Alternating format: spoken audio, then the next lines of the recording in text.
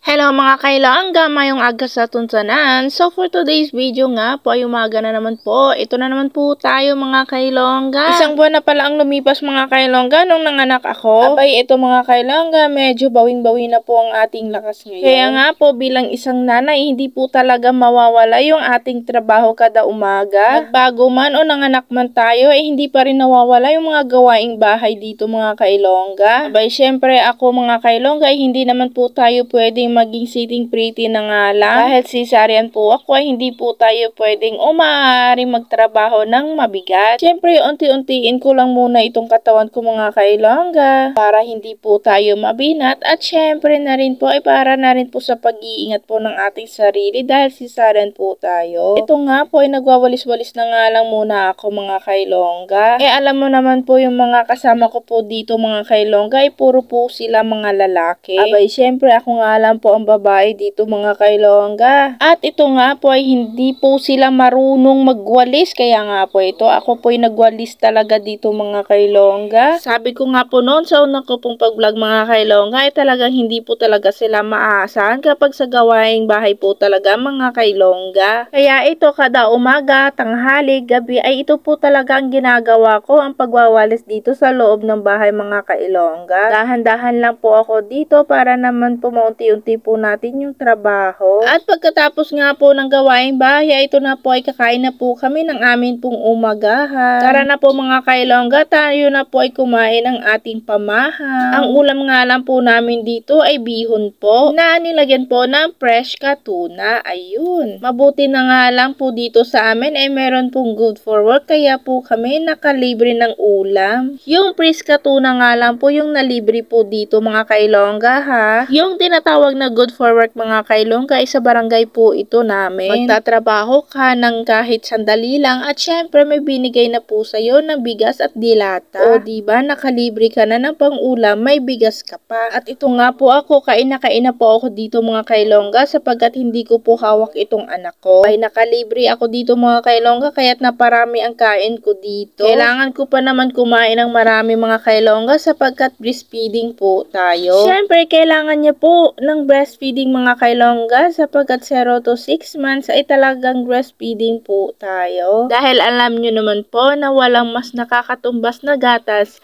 ang gatas ng ina. Maliban na lang sa gatas na formula. Dahil ang breastfeeding ang pinakamasustansyang pagkain na dapat kay baby. Kaya ako ito, breastfeeding po tayo. Kaya ito habang kumakain po kami, yung asawa ko naman po ang humahawak sa aming baby. Kaya yan pa na yung iyak.